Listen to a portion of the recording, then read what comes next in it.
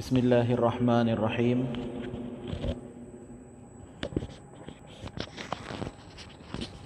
Alhamdulillah nahmaduhu wa nasta'inuhu wa nastaghfiruhu wa nu'minu bihi wa natawakkalu alayh wa na'udzu billahi min shururi anfusina wa min sayyiati a'malina man yahdihillahu fala mudilla lah wa man yudlilhu fala hadiya lah wa nashhadu an la ilaha illallah wa nashhadu anna Muhammadan abduhu wa rasuluh. Allahumma salli wa sallim ala sayyidina wa habibina wa syafi'ina wa zukhrina wa maulana Muhammad sallallahu alaihi wa alihi wa sallam. Qala Allah ta'ala fi kitabihil aziz ba'da a'udzu billahi minasy syaithanir rajim. Bismillahirrahmanirrahim. Qul in kuntum tuhibbunallaha fattabi'uni yuhibbukumullah wa yaghfir lakum dhunubakum. Wa qala alaihi salatu wassalam man yuridillahu bihi khair yufaqihu fid din atau kama qala alaihi salatu wassalam. Sadaqallahu al-aliyyul azim, sadaqa Rasulullah sallallahu alaihi wasallam. Alhamdulillah, syukur pada Allah Subhanahu wa taala dapat berkumpul sekali lagi dalam majlis pembacaan kitab Ayyuhal Walad. Hari ini kita akan masuk muka surat 70. Mula-mula sekali kita betulkan niat dulu, duduk dalam majlis semata-mata untuk mendapat keredaan Allah sahaja. Yang keduanya, kita niat i'tikaf sahaja. Aku i'tikaf dalam masjid ini sunat kerana Allah Ta'ala. Siapa yang i'tikaf di antara maghrib dan isyak, Allah akan bina satu mahligai dalam syurga untuknya. Yang ketiga, niat tunggu solat isyak.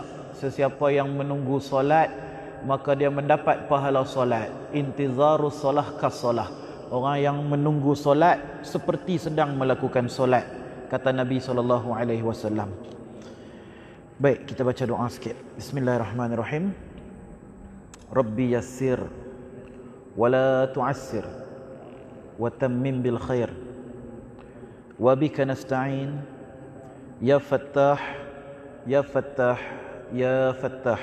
Allahumma rabbi zidni ilma warzuqni fahma. Walhamdulillahi rabbil alamin. Baik, muka surat 70. Dan makna tazkir, tazkir daripada perkataan zikir. Zikir tu maksud dia ingat. Zikir tu maksud dia ingat. Jadi tazkir maksud dia memberi peringatan. Sebab itulah orang kata majlis-majlis yang memperingatkan kita kepada hari akhirat, memperingatkan kita tentang kubur, syurga, neraka, dosa, pahala, itu dinamakan sebagai majlis tazkirah. Sebab daripada perkataan zikir, ingat. Memberi peringatan, tazkirah. Kalau saling memberi peringatan, kita sebut majlis muzakarah. Muzakarah tu dia saling. Seorang cakap, seorang tu balas balik. Seorang cakap, seorang balas balik. Itu kita sebut muzakarah. Tapi kalau seorang saja bercakap, hak lain semua dengar, yang tu tazkirah. Kalau dia seorang-seorang saja bercakap dengan diri dia, tak ada siapa dengar, tak ada siapa balas balik, itu nama dia majlis zikir. Dia duduk berzikir, dia ingat kepada Allah Subhanahu wa taala. Dan makna tazkir, memberi peringatan itu ialah bahawa mengingati oleh seseorang hamba akan siksaan di akhirat. Dan ia melihat pula kepada taksir yang ada pada dirinya. Taksir itu maksud dia kekurangan yang ada pada dirinya, pada perkhidmatannya terhadap Tuhannya, dan ia memikirkan pada umur yang telah dilaluinya, yang telah banyak terbuang tanpa sebarang faedah, dan ia memikirkan pula masa depan yang penuh dengan dugaan yang mesti dilaluinya, dan ia merasa bimbang dengan keselamatan iman yang ada dalam dirinya. Apakah ia mampu terus dalam keadaan kuat sehingga ke akhir hayatnya, dan ia juga sangat cemas dengan keadaan yang akan dilaluinya di saat kematiannya nanti, dan betapa pula ia menghadapi malakul maut yang akan mencabut nyawanya, dan apakah ia akan mampu menjawab pertanyaan yang akan dikemukakan oleh malaikat mungkar dan nakir di dalam kubur nanti. Jadi makna tazkirah ialah memperingatkan kita dengan ketakutan akan kejadian selepas mati kita ataupun sebelum mati kita. Apakah tercabut hidayah daripada kita? Apakah kita akan terus diberi taufik oleh Allah untuk terus beriman kepada Dia, terus istiqamah dalam amalan-amalan soleh? Kena ada khauf. Khauf tu takut. Ini disebut dalam kitab-kitab, ada dua istilah. Satu disebut khauf, takut. Satu lagi disebut taqwa. Taqwa ni takut juga, tapi takut dalam erti kata lain berhati-hati.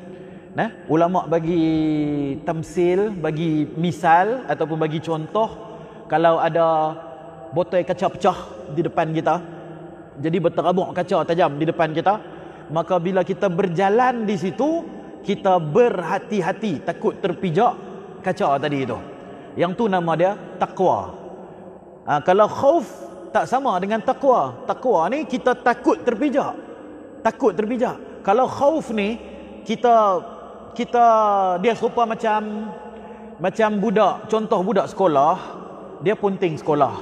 Nah, lari daripada sekolah, pergi duduk dekat cyber cafe. Dalam hati dia ada khauf, ada takut. Takut-takut lagi polis mai tangkap kah? Takut-takut lagi ada cikgu report dia tak ada kah? Maka depa pun mai cari dia dekat cyber cafe, tangkap dia. Dia ada takut, ada khauf. Serupa juga macam orang yang mencuri, lepas tu dia lari. Dia dalam keadaan khauf, takut. Dia takut akan sesuatu yang dia tak nampak, tapi dia yakin benda tu ada. Kalau kena ni habis aku. Dia takut, berdegup-degup dia punya jantung dia. Yang tu khauf. Dia tak sama dengan taqwa. Taqwa tu takut juga, tapi takut dalam erti kata kita berhati-hati, pijak sini sikit, pijak situ sikit, pijak sini sikit, hati-hati sekejap kita kena kaca sekejap berdarah kaki. Jadi bagi seorang mukmin kena ada khauf dan taqwa. Kena ada khauf dan taqwa. Khauf dalam erti kata takutkan seksaan daripada Allah. Takut kepada seksa kubur, takut kepada seksa neraka, takut kepada dahsyatnya di padang mahsyar, takut kerasnya penghisaban. Yang tu khauf. Taqwa pula ialah kita takut untuk melakukan apa-apa yang melanggar perintah Allah. Bila kita pergi ke supermarket, kita tengok makanan dalam tin ada banyak, tengok kita belek satu-satu, ada halai tak ada halai, ada halai tak ada halai. Itu takut termakan benda yang haram, takut juga. Tapi yang tu takut taqwa. Dia berhati-hati dalam setiap langkah dia dalam kehidupan dia supaya tidak melanggar perintah-perintah Allah. Jadi majlis tazkirah ialah majlis yang memberi khauf dan taqwa kepada kita. Jadi bagi orang yang selalu takut, orang yang selalu memikirkan, selalu risau dalam hati, aku ni Allah terima ke tak terima? Semayang aku ni terima ke tak terima? Orang ni lah orang yang ada taqwa dalam hati dia. Orang ni lah orang yang di sisi Allah adalah orang-orang yang soleh. Orang-orang yang tidak soleh, tapi dia merasa diri dia soleh, dia tu orang yang bila dia buat sesuatu amalan, dia tak ada rasa risau dalam hati dia, diterima ataupun tidak. Yang tu kita kena risau. Sebab itu tanda-tanda ada kemunafikan di dalam hati kita. Sebab tu ulama-ulama tasawuf suruh kita latih. Setiap kali kita buat amalan, kena ada rasa takut amalan ni diterima ataupun tidak. Lepas semayang, kena ada rasa takut. Lepas kita berzikir, kena ada rasa risau. Lepas baca Quran, kena ada rasa risau. Maulana Ilyas rahimahullah, dia pengasas kepada jemaah tabligh. Ketika dia nak meninggal, dia teriak, duduk atas katil dia tu dalam keadaan apa orang kata ni lah, nazak lah, nah. Tapi masih boleh bercakap apa semua lagi, tapi dia sakit lah, sakit tua lah. Dia teriak punya. Kawan dia Mufti Syafi daripada Pakistan, Mufti Pakistan datang ziarah. Tanya, apa siapa hang nangis? Apa siapa hang menangis? Bukankah hang akan jumpa dengan hang punya kekasih? Bila hang mati ni jumpa dengan Allah, jumpa dengan Rasulullah, orang yang hang selama hidup hang ni duk kasih sayang ni. Dia kata, aku teriak sebab aku takut segala apa yang Allah zahirkan di depan mata aku, iaitu jemaah dakwah dia yang dah tersebar di merata tempat ni. Nah, dia takut kalau itu tidak diterima oleh Allah. Semua jemaah orang duk buat dakwah, pergi rumah ke rumah, duduk di masjid, banyak masjid-masjid dihidupkan asbab daripada jemaah tabligh tadi tu yang dimulakan oleh Maulana Ilyas tadi tu. Dia teriak, dia kata, aku takut kalau semua ni adalah istidraj. Istidraj, dia kata, takut kalau istidraj, iaitu di depan mata nampak macam bagus, tapi sebenarnya hanya untuk menipu kita, hanya untuk tipu saja bahawa benda tu bagus, tapi sebenarnya di sisi Allah, Allah menambahkan kesesatan kita. Allah saja ya bagi nampak benda tu nampak macam bagus, biar kita rasa seronok, oi aku hebat, aku pergi dakwah sana sini, aku mulakan gerakan ni, aku mulakan gerakan tu, aku bina masjid sana, aku bina masjid situ, aku hidupkan majlis di sana sini. Itu pun istidraj. Nah, kalau ada orang yang merasa berjasa atas sesuatu kepada agama, itu istidraj. Nah, maka Maulana Ilyas dia teriak, dia takut kalau jemaah tabligh yang dia mulakan ni adalah istidraj daripada Allah. Maka Mufti Syafi bagi tahu, bergembiralah wahai sahabatku, sesungguhnya ini bukan istidraj, dia kata. Dia kata, macam mana hang boleh tahu? Hang bukan Tuhan. Macam mana hang boleh tahu? Abang mai, apa dalil? Setiap perkataan, setiap dakwaan itu mesti ada dalil. Apa dalil kamu? Kenapa kamu kata aku ni tak kena istidraj? Mufti Syafi rahimahullah ta'ala bagi tahu, seseorang yang melakukan sesuatu amal, kemudian dia takut kalau amal dia itu tidak diterima, itu tanda Allah terima amalan dia. Tanda Allah terima amalan seseorang, lepas dia buat amalan, dia rasa takut, rasa risau, Allah terima ke tak terima ni. Dia rasa tawaduk, dia rasa rendah hati dalam diri dia, Allah terima ke tak terima ni. Manakala tanda Allah tak suka kepada seseorang, Allah tak terima amalan seseorang, bila mana dia buat amal, lepas tu dia rasa bangga dalam diri dia. Hari ini aku pagi tadi saja semayang tahajud 12 rakaat, lepas tu dapat baca 1 juzuk pula. Nak cerita ke orang. Dia merasa diri dia bagus itu saja pun, itu tanda dia itu berlaku istidraj ke atas dia. Nah, jadi Mufti Syafi bagi tahu, orang yang buat amal kemudian dia takut terkena istidraj, itu tanda dia selamat daripada istidraj. Orang yang buat amal merasa diri dia selamat daripada istidraj, itulah tanda dia terkena istidraj. Orang yang merasa diri dia munafik, maka orang itulah selamat daripada sifat kemunafikan. Tapi orang yang merasa diri dia selamat daripada munafik, aku tak munafik, itulah tanda bahawa dia terkena sifat munafik. Dia tak puas hati lagi. Apa dalil kamu? Apa dalil kamu? Setakat cakap-cakap macam tu aku pun boleh cakap. Maka dalil diberikan daripada kisah sahabat Nabi, iaitu kisah Hanzalah radhiyallahu taala anhu. Ketika mana dia duduk dalam majlis Nabi, Nabi cerita pasal neraka, dia jadi takut, teriak, punyalah takut. Dia rasa macam aku tak mau buat apa dah dekat dunia ni. Nak buat amal saja, nak duduk di masjid saja, aku tak mau dah lah. Tak mau dah benda-benda dunia, gelak ketawa, huha-huha sini sana, tak mau dah. Tak mau dah sedap-sedap dunia ni, tak mau dah. Duk takut ni sebab duk dengar Nabi SAW cerita pasal neraka, cerita pasal kubur, dia punya takut. Semangat dia, iman dia naik. Maka dia pun balik ke rumah. Bila sampai di rumah, jumpa dengan anak, jumpa dengan isteri, pakat-pakat duk main. Duk main dengan anak, dukung-dukung sana sini. Duk main dukung-dukung dengan anak, anak panjat di belakang. sembang dengan isteri, gelak ketawa. Masa tu dia teringat balik, tadi masa duduk dalam majlis Rasulullah, aku merasakan iman aku meningkat ni. Sampai kan aku rasa dunia ni tak ada rasa apa dah. Tak ada rasa apa dah. Memang duk rasa macam nak tunggu mati saja ni. Duk teringat akhirat saja ni. Tiba-tiba balik ke rumah, jumpa anak isteri, gelak ketawa, lupa dah pada akhirat.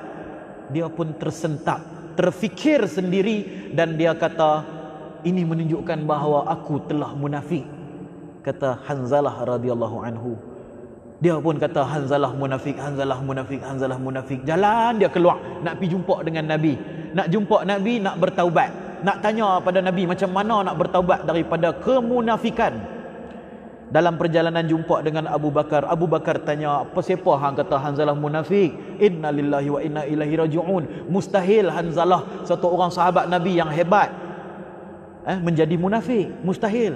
Dia pun cerita, tadi aku pergi duduk majlis Rasulullah, iman meningkat, rasa tak mau hidup dah, rasa nak fokus akhirat saja, nak beribadah saja. Tiba-tiba balik rumah main dengan anak bini apa semua, lupa pada akhirat. Jadi aku kata aku ni munafik. Abu Bakar kata, aku pun sama juga macam tu. Tadi aku pun duduk dalam majlis yang sama, meningkat juga iman, balik ke rumah main dengan, sembang dengan anak isteri apa semua, dia lupa dah. Maka dia kata Abu Bakar pun munafik juga ni. Jomlah kita pergi jumpa Rasulullah sallallahu alaihi wasallam. Jumpa pada Nabi SAW pun bagi tahu, al-imanu yazid wal yankus. Sesungguhnya iman kita ni naik dan turun. Siapa-siapa yang mampu bertahan dengan keimanan dia, dia duduk dalam majlis yang memperingatkan dia akan akhirat, memperingatkan dia akan kubur, neraka, mahsyar, dan dia duduk di satu tahap iman yang macam tu, duk nampak neraka saja, nak buat apa pun takut.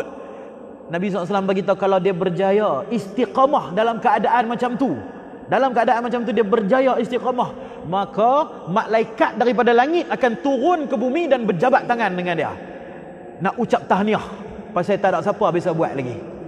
Malaikat di langit akan pakat-pakat turun, beratok panjang nak salam dengan dia.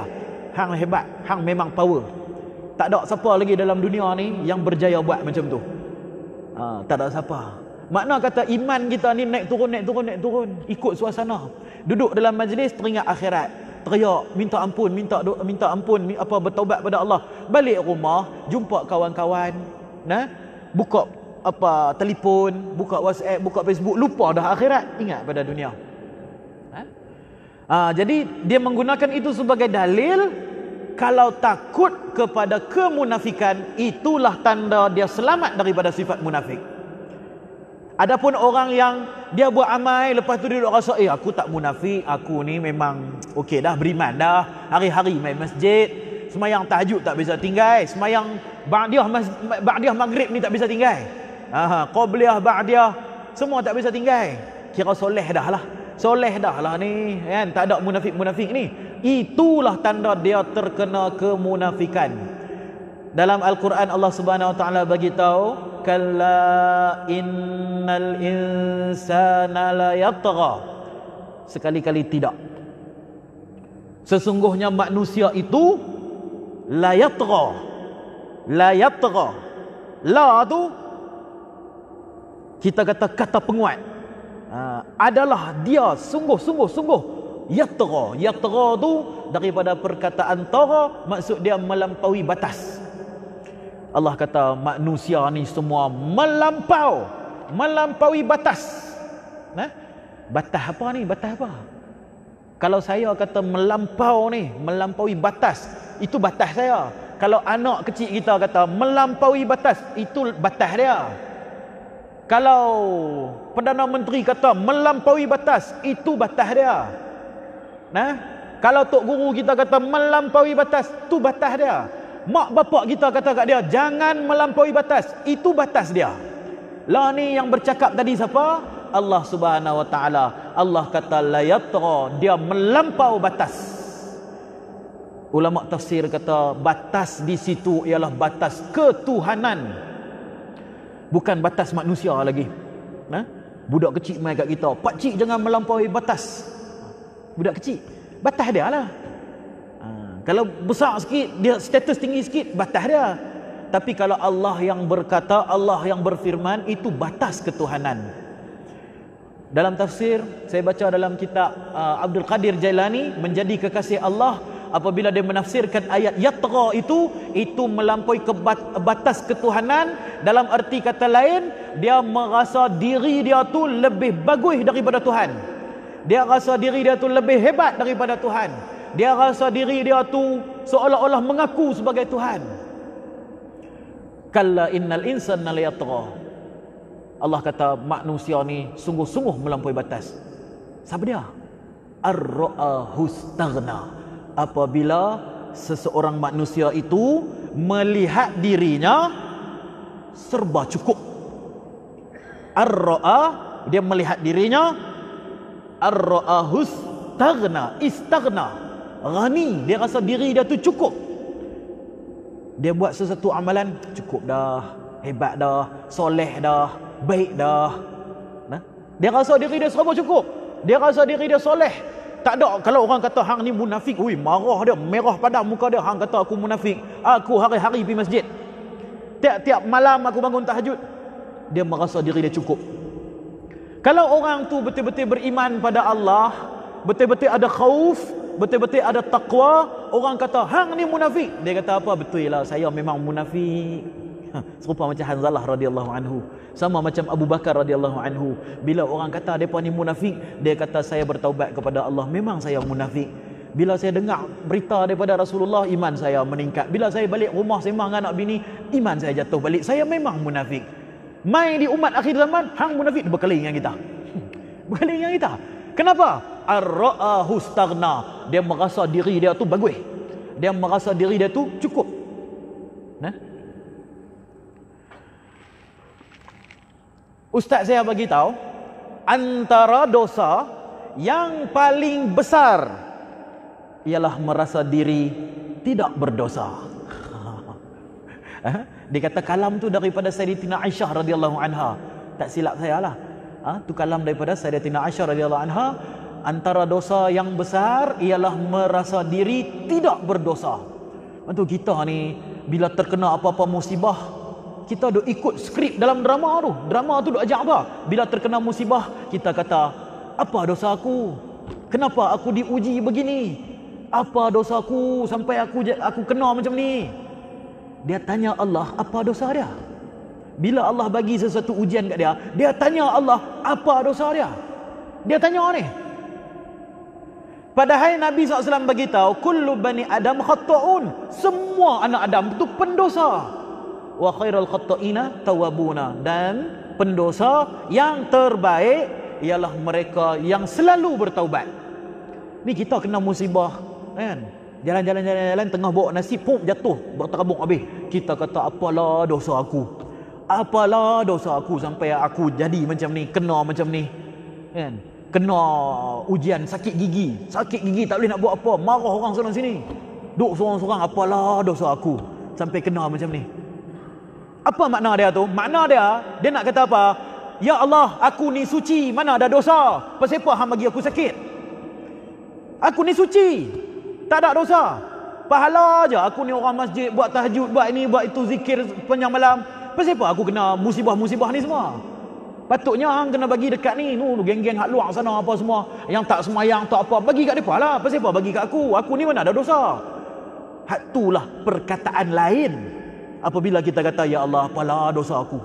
Tak boleh sebut macam tu, tuan-tuan. Tak boleh sebut macam tu. Nah, sebab itu adalah ar-ra'ahu istaghna. Dia rasa diri dia bagus, dia rasa diri dia suci. Dan kerana dosa itulah Allah melaknat Azazil menjadi iblis. Pasal iblis ar-ra'ahu istaghna, dia rasa diri dia bagus. Dia kata ana khairum minhu, aku lagi baik daripada Adam. Aku ni lagi baik daripada Adam. Khalaqtani min nar, engkau ciptakan aku daripada api. Khalaqtahu min tin, menciptakan dia daripada tanah. Aku lagi baik daripada dia. Dari sudut fakta, betul. Azazil ketika itu lebih berilmu daripada Nabi Adam, lebih banyak beribadah daripada Nabi Adam, lebih tinggi makrifat dia daripada Adam, lebih senior daripada Adam alaihi salam, lebih lama beribadat di langit sana daripada Adam. kalau kita kumpulkan semua dia punya sifat-sifat dia, betul tak Azazil tu lebih baik daripada Adam? Betul dari sudut fakta. Dari sudut fakta yang terkumpul. Dari sudut fakta yang terkumpul, Azazil itu lebih baik daripada Adam. Tapi kenapa Allah laknat dia juga? Sebab dia ar-ra'ahu istaghna. Dia rasa diri dia bagus. Hang bagus tapi tak usah duk rasa diri bagus. Biar aku saja yang kata hang bagus. Hang jangan kata diri hang bagus. Itu yang Allah nak daripada kita. Kalau kita mula merasa diri kita bagus, mula merasa diri kita ni tidak ada khauf, tidak ada risau, tidak ada takwa, tidak ada takut sikit pun aku ni munafik ke tak munafik. Aku ni mati nanti boleh ucap kalimah ke tak boleh ucap kalimah. Nak tahu kita ni ada tanda munafik atau tidak dalam hati kita, macam mana perasaan kita bila kita tengok pendosa ada depan kita. Tengok ni anak-anak muda naik motor, belakang ada perempuan tak pakai tudung, merempit malam-malam. Cek hati kita, cek hati kita. Kita rasa dia hina, kita mulia. Kita rasa kita lebih baik daripada dia ataupun tidak. Kalau ada rasa apa depa ni, patutnya dia ni jadi macam aku. Tu nak bang. Patutnya dia jadi macam aku. Dia merasa diri dia tu mulia, dia rasa diri sana tu hina. Dari sudut fakta betul ke tak betul? Betul.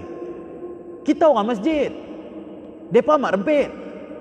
Dari sudut fakta betul kita lagi baik. Tapi siapa mengaku dia baik, Allah laknat dia. Siapa mengaku dia baik, Allah laknat dia. Hak tu lah.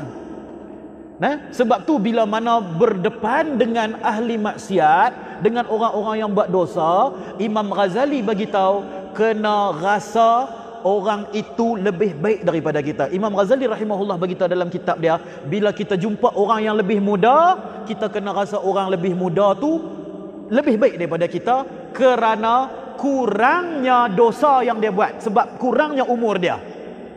Kita umur 30, dia umur 15. Dia buat dosa baru 15 tahun, kita buat dosa 30 tahun. Siapa lagi banyak dosa? Jadi kita kena rasa dia lebih baik daripada kita kerana kurangnya dosa dia berbanding kita. Dan bila kita jumpa orang yang lebih tua daripada kita, kita kena rasa dia lebih bagus daripada kita, sebab dia lebih banyak sujud berbanding kita. Dia lebih banyak beribadah berbanding kita. Kita umur 30, dia umur 45. Dia lebih 15 tahun sujud berbanding kita. Dia lebih 15 tahun menemukan Ramadan berbanding kita. Kita kena rasa dia lebih baik daripada kita. Kalau kita jumpa orang yang berbuat maksiat dan kita tak berbuat maksiat, kita kena rasa dia lebih baik daripada kita. Pasal apa? Sebab dia buat maksiat dalam keadaan dia jahil. Dia bukan orang duduk di masjid, duduk di kuliah dengar ustaz cerita syurga neraka. Kalau dia buat dosa, patut bagi dia. Tapi kita kena rasa kita ni lebih hina berbanding dia. Dia lebih baik daripada kita. Pasal kita pun buat dosa juga, tapi kita duduk dalam kuliah. Kita tahu benda tu salah, kita tahu benda ni tak boleh, tapi kita buat juga. Jadi kita ni lebih hina daripada dia.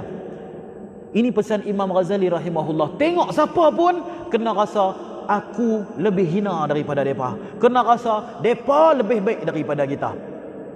Walaupun dari sudut fakta memang mereka lebih rendah berbanding kita dari sudut fakta. Tapi Allah tak suka ar-ra'ahu istaghna, sesiapa yang merasa diri dia bagus. Sebab itulah majlis tazkirah diperlukan. Imam Ghazali bagi tahu tazkirah itu memberi peringatan seseorang itu tentang akhirat dia, siksaan di akhirat dia, siksaan dalam kubur dia. Kena ada rasa takut iman dia tu kekal ataupun tidak, mati dia dalam kalimah ataupun tidak, dia mati sebagai kafir ke bukan. Hak tu yang dia kena risau. Pasal setan punya permainan ni halus sangat. Lagi-lagi orang-orang yang dekat dengan Allah, lebih banyak dia punya tipu daya dia. Dia bagi kita ilmu sikit, lepas tu dia pusing lah. Dia bagi kita kelebihan sikit, pandai berubat, pandai baca Quran, dia duk pusing tu lah. Duk pusing kat situ lah. Hang ni lagi baik daripada dia. Hang pandai berubat, dia tak reti apa. Hang pandai Quran, dia tak reti apa. Dia duk buat perbandingan. Kita pun duk rasa, oi, kalau orang tengok kita, telinga jadi panas. Pasal hang siapa, aku siapa. Macam tu. Ar-ra'ahu istaghna, dia merasa diri dia bagus, maka Allah asingkan dia bersama dengan iblis. Bersama dengan iblis. Orang yang tawadukkan diri dia, Allah asingkan dia bersama dengan orang-orang soleh, dengan nabi-nabi, dengan rasul, dengan aulia. Itu yang pertama, khauf dan taqwa. Tazkirah kena ada khauf, kena ada taqwa. Yang kedua kena ada rasa sedih. Ini pula dia masuk. Begitu pula ia merasa sedih dengan keadaannya yang belum menentu lagi di akhirat nanti, dan bagaimana keadaannya ketika berdiri di hadapan Allah Ta'ala kelak, dan apakah ia akan selamat ketika ia menyeberangi titian siratal mustaqim, ataukah ia akan jatuh terjunam ke dalam api neraka. Begitulah pemikiran yang selalu wujud di dalam hatinya, dan dalam keadaan yang berterusan, maka pemikiran ini akan menggelisahkannya dan menggoncang jiwanya. Maka kegelisahannya memikirkan keadaan yang seperti ini, dan pukulannya yang datang bertubi-tubi, itu dinamakan sebagai tazkir. Kalau kita tak boleh duduk dalam majlis tazkirah, kita kena muhasabah diri kita dan memberi tazkirah kepada diri kita sendiri. Sebab itulah para ulama tasawuf gemar kepada uzlah. Uzlah ni mengasingkan diri dan muhasabah. Fikir balik, apa aku dah buat? Aku hidup dah berapa tahun? 45 tahun. Apa aku dah buat? Masa aku kecil aku pergi sekolah, besar sikit duk angkat-angkat motor, besar sikit lagi duk uha lagi. Start semayang ni umur 20. Start semayang umur 20. Sebelum tu lubang sana, lubang sini, sat semayang, sat tak semayang. Dia ingat balik semua benda yang dia buat. Lepas tu dia hisap diri dia. Hak ni boleh selamat kau tak boleh selamat dalam kubur. Di akhirat nanti, di mahsyar nanti, ketika hari hisap, Allah tanya ni lepas kau tak lepas. Sebab tu dalam hadis ada bagi tahu bertafakur sejenak. Dia duduk, fikir, muhasabah, fikir akan diri dia, fikir dia punya dosa-dosa dia, fikir tentang kehidupan dia, fikir apa akan jadi pada dia lepas mati nanti.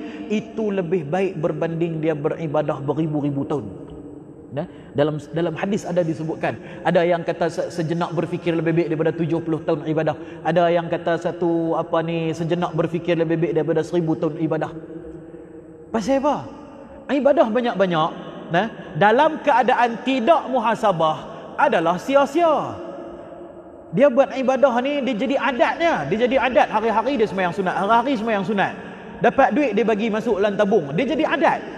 Dia buat dalam keadaan tidak muhasabah diri dia.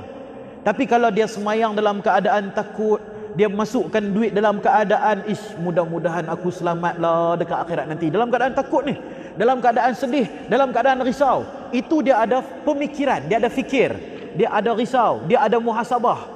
Yang itulah yang akan menggandakan dia punya pahala ibadah dia. Kerana buat ibadah dalam keadaan sedar. Dalam keadaan sedar. Beribadah dalam keadaan tidak sedar adalah sia-sia. Baik. Kemudian memberitahu hal yang seperti ini pula pada orang ramai. Beritahu dekat kawan-kawan, pujuk mereka, jomlah kita mai duduk dalam majlis iman, majlis amal, kan, cerita yang menggemarkan kita kepada akhirat, yang menceritakan fadilat-fadilat, kelebihan-kelebihan amalan-amalan, di surau, di masjid. Kalau ada majlis begitu, duduk dan ajak kawan-kawan untuk duduk, dan menunjukkan mereka untuk memikirkannya, dan menarik perhatian mereka ke atas ketaksiran dan kelemahan mereka, dan mendedahkan keaiban yang ada pada diri mereka, supaya kepanasan aliran pemikiran itu dapat menyentuh hati mereka, lalu menggoncangkan kelekaan mereka, sehingga mereka menyesali diri dan berusaha menyempurnakan segala ketaksiran pada umur yang telah mereka lalui sekadar kemampuan yang ada pada mereka, dan mereka merasa kesal terhadap hari-hari yang telah berlalu yang tak dapat diisi dengan ketaatan kepada Allah Ta'ala. Maka pekerjaan yang seperti ini dengan cara yang kita terangkan tadi dinamakan sebagai nasihat. Kalau dia bercakap dengan diri dia, dinamakan tazkir, memperingatkan diri.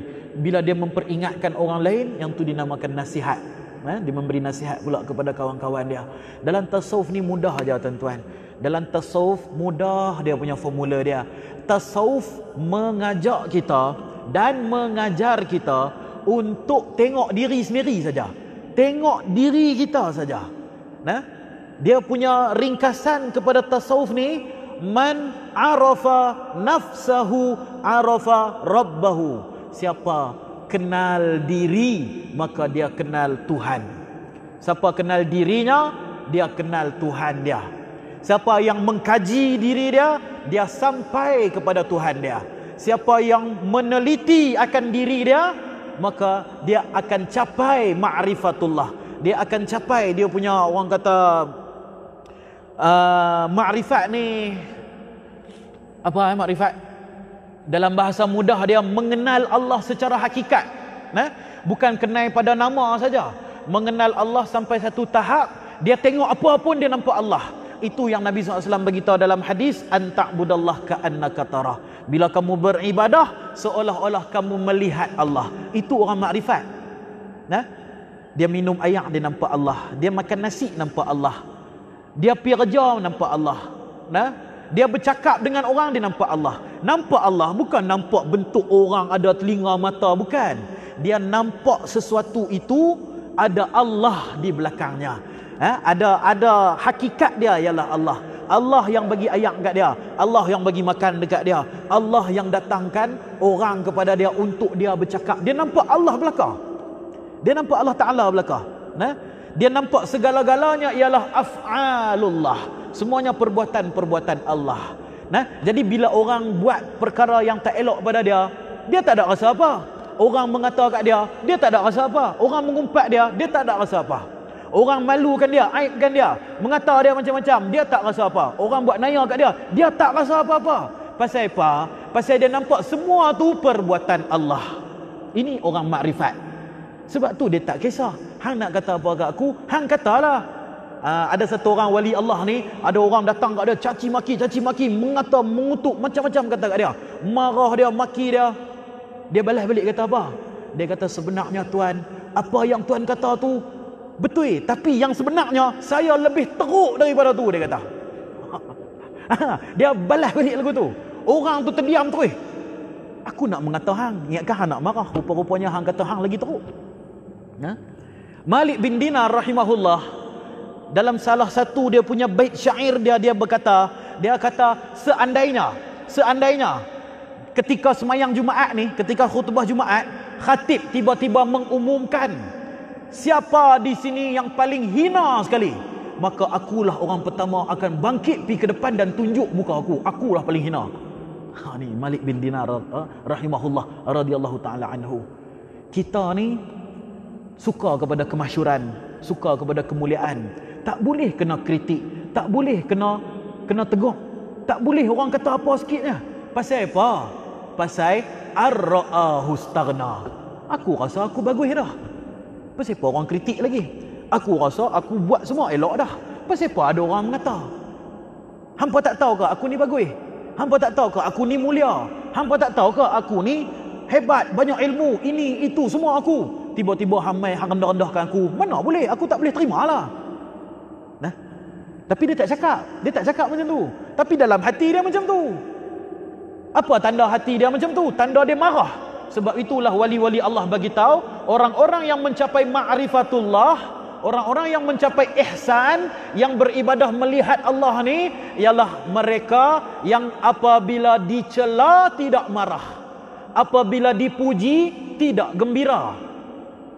Kena puji tak rasa seronok, kena marah, kena keji, kena kecam, kena maki, tak rasa marah. Pasal bila orang maki dia, orang hina dia, dia memang rasa aku ni memanglah hina. Memang akulah paling hina di dalam dunia ni.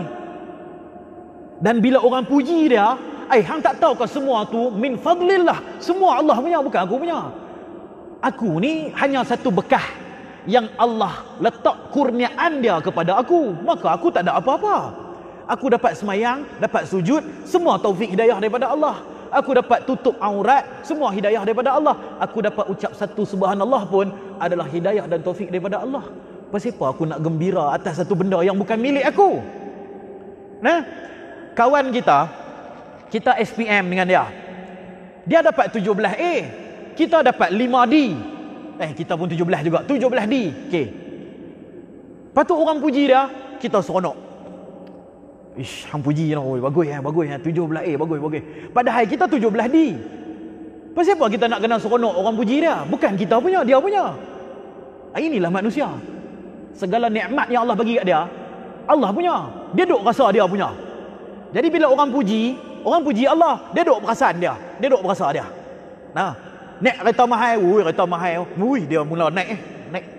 Naik. Padahal bukan dia punya, Allah punya.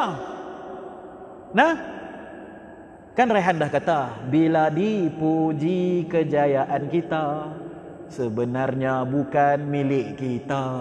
Dia ajak tasawuf tu. Nah, dalam nasyid tu, sebenarnya bukan milik kita.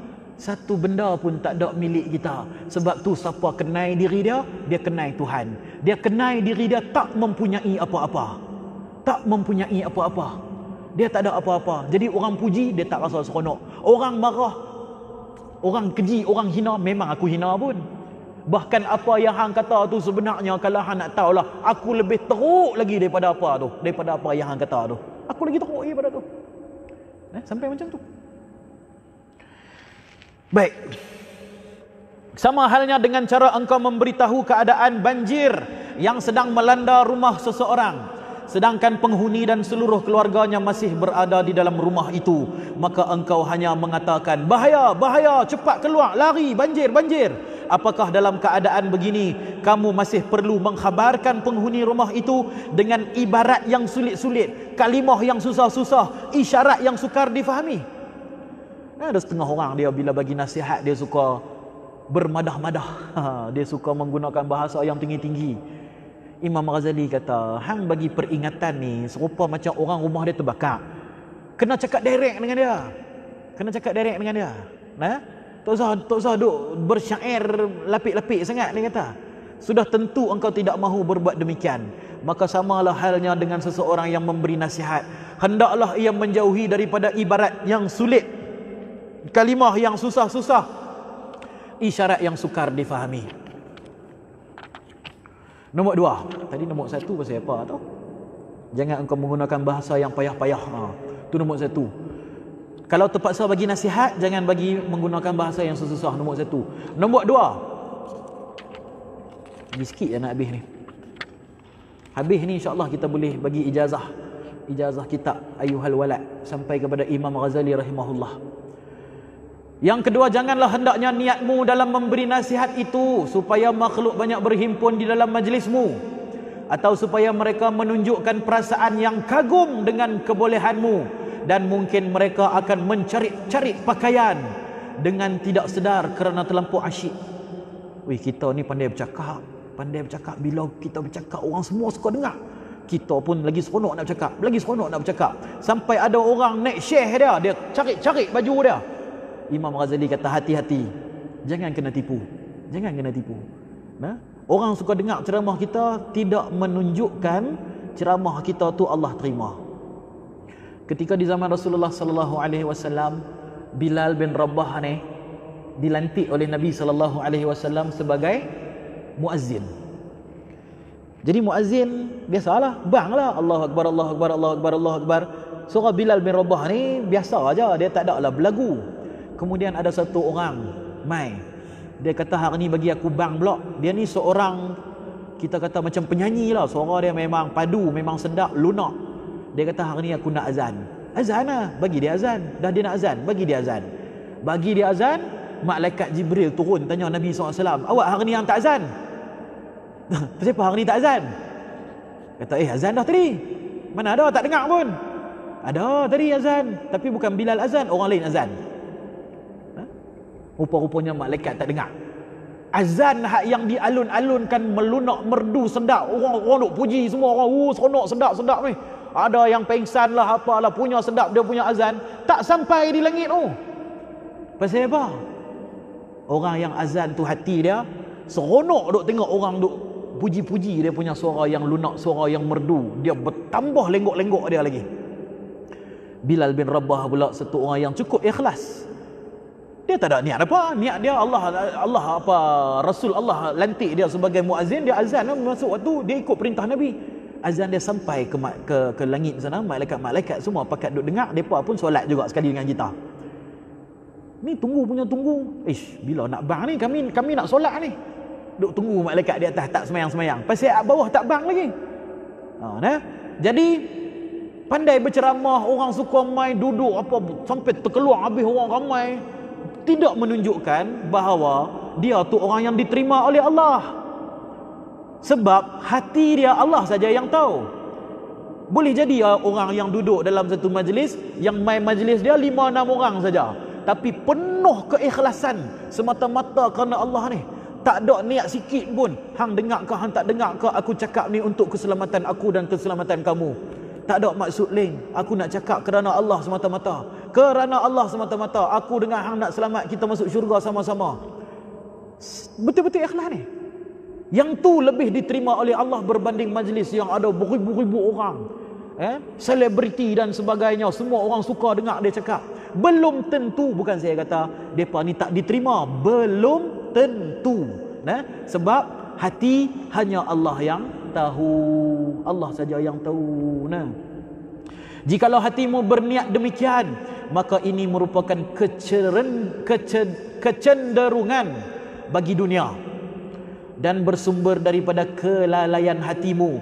Bahkan hendaklah niatmu dan segala usahamu hanyalah mengajak manusia lari daripada dunia menuju ke negeri akhirat, dan mereka meninggalkan maksiat dan mengerjakan taat, dan mereka juga menghilangkan sifat tamak terhadap dunia menuju ke arah zuhud, dan mereka juga meninggalkan sifat bakhil dan menghiasi diri dengan sifat kemurahan, dan mereka menjadi orang yang waspada terhadap tipuan dunia dan sentiasa melazimi ketakwaan. Tasawuf ni cerita pasal hati ya.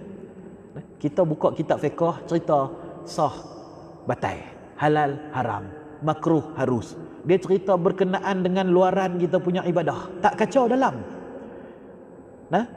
Dalam fiqh dia tak peduli pun kita khusyuk ke tak khusyuk. Dia tak peduli pun kita hati kita ni ikhlas tak ikhlas. Yang penting cukup 13 rukun sembahyang hang sah. Itu ilmu fiqh. Dia macam matematik. 1 tambah 1 2. 2 tambah 2 4. Itu ilmu fiqh. Ilmu fiqh dia ikut formula. Hang buat ni, hang buat ni, hang buat ni, okey lengkap. Ibadat hang sah. Supaya orang pergi haji ya. Cukup tak rukun semua? Cukup. Sah lah hang punya haji. Tapi mabrur tak mabrur? Yang tu kena masuk tasawuf. Mabrur tak mabrur, diterima ataupun tidak, yang tu dibicarakan dalam ilmu tasawuf. Dia hentam hati kita. Cek balik, betul ke tak betul? Hang buat kerana Allah ke kerana ikut-ikut? Hang buat kerana Allah ke kerana adat? Hang buat kerana Allah ke kerana hang ni duk nak tunjuk dekat orang ke apakah?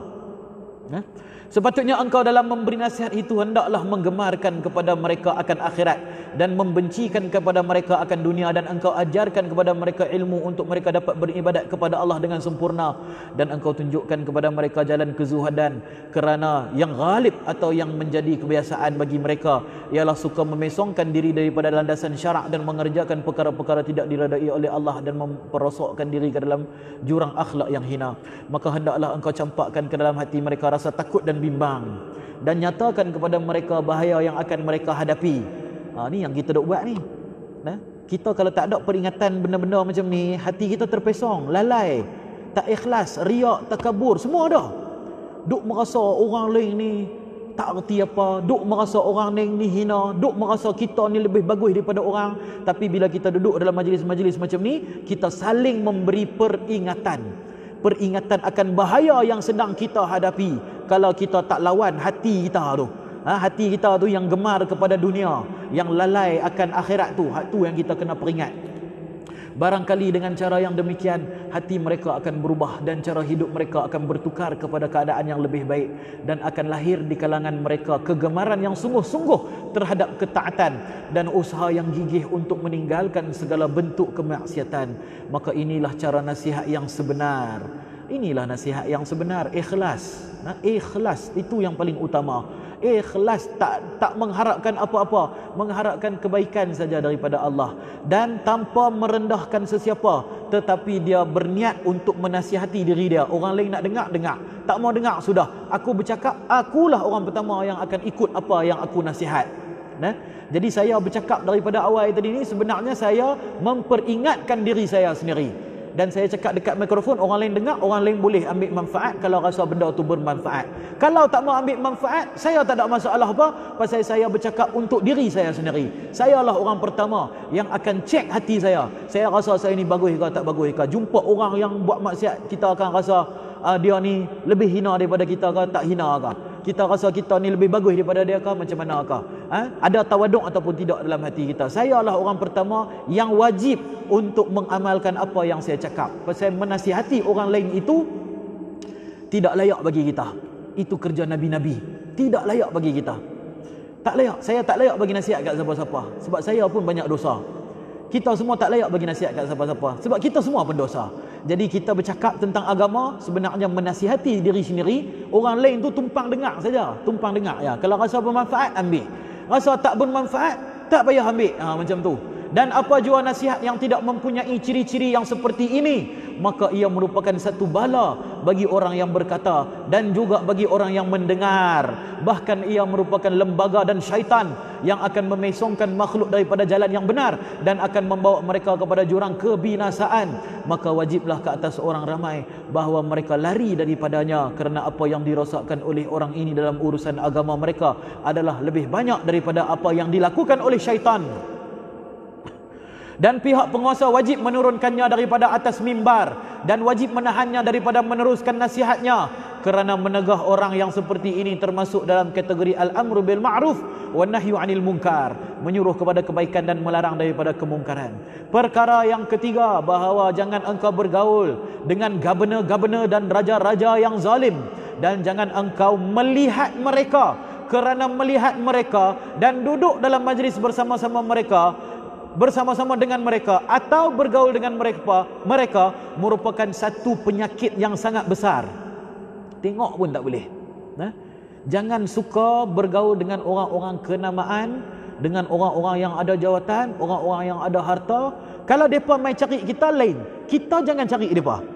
Mereka mai cari kita, minta nasihat apa, kita bagi nasihat, okey, selamat tinggal, cukup.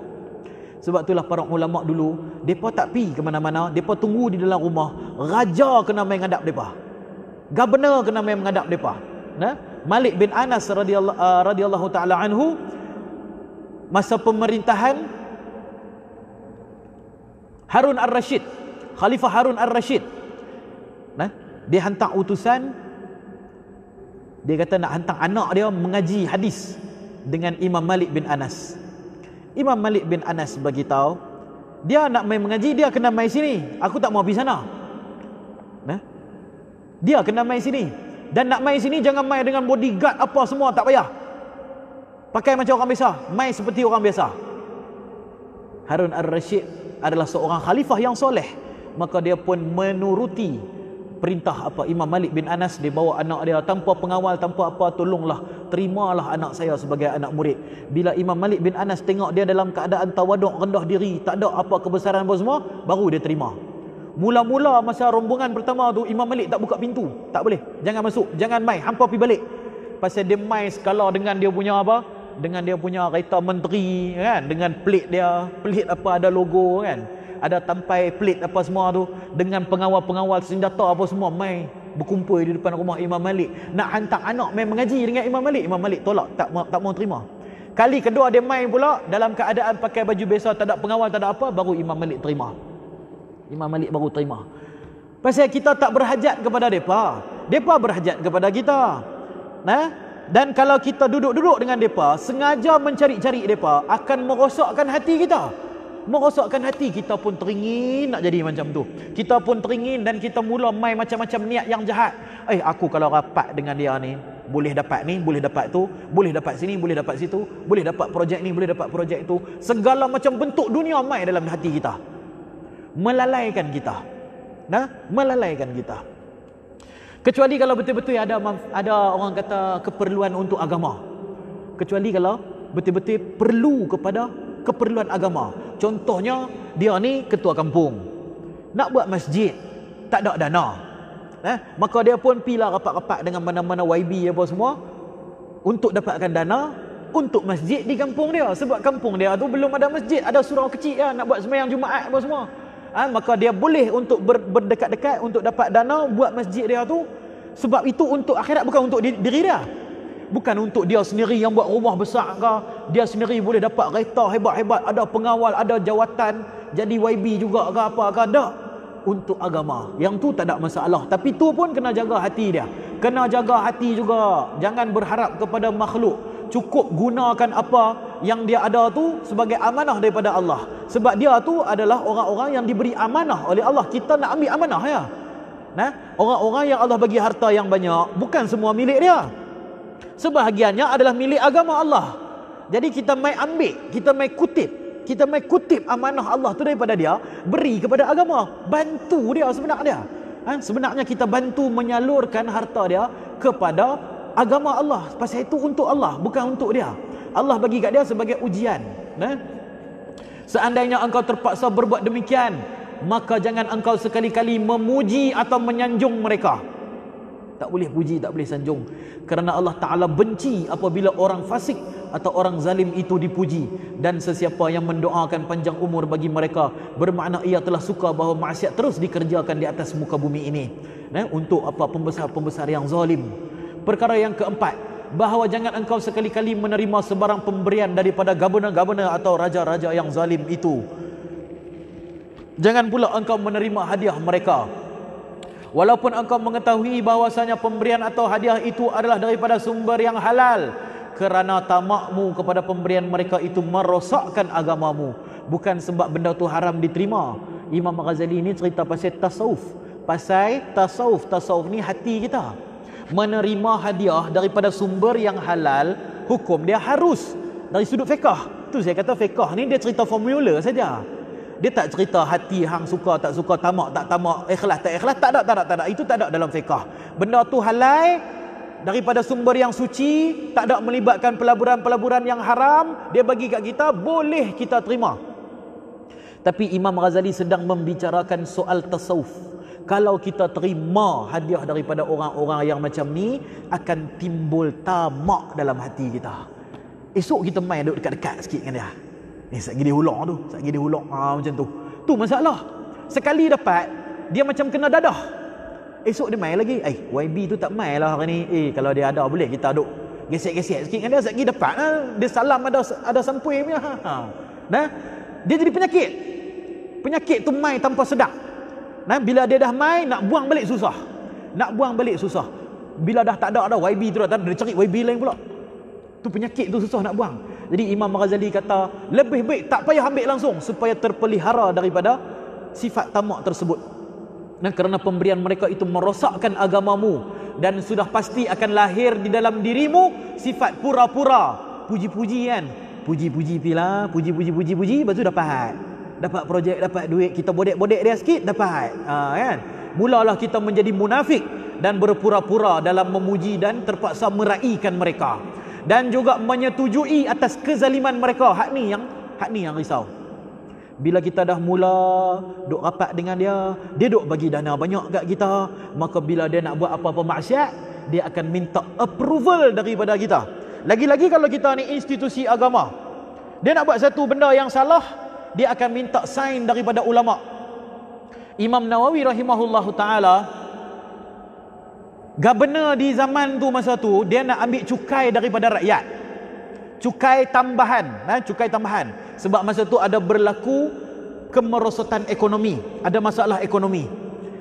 Kerana zakat tu tak bergerak dan ramai orang kaya mengumpul kekayaan tu tak tersebar. Ada orang yang miskin tegar, ada orang yang fakir tegar, menyebabkan ekonomi tak seimbang. Jadi pembesar di situ, di bandar dia yang nama Nawa dekat Syria, telah buat keputusan untuk membuat cukai tambahan. Rakyat-rakyat semua tak sukalah, kena tambah macam kita lah. Marah orang buat apa ni, kerajaan buat GST, SST apa semua ni, segala cukai-cukai kita marah, kan? Tak mengaji dulu GST itu apa, SST itu apa. Yang penting kalau kena bayar aku marah. Pasal kena tambah duit, marahlah. Jadi depa tak tanya apa, depa duk mengamuk, marah-marah apa semua. Jadi governor ni duk pening kepala macam mana nak bagi rakyat-rakyat ni dengar. Maka dia dapat satu idea, kita kena gunakan ulama.